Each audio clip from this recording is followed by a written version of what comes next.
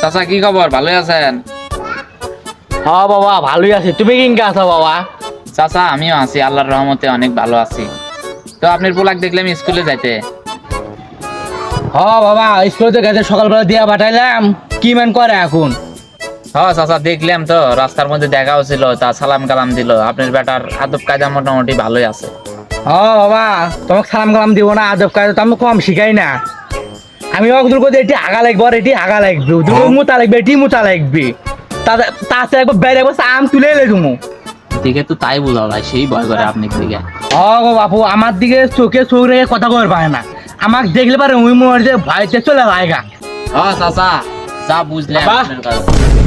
আবার আমি বিয়া করবো আজকে, আমার একটা মেসার পছন্দ হয়েছে, ঠিক আছে জানা দিলে তুমি বাল খাওয়া।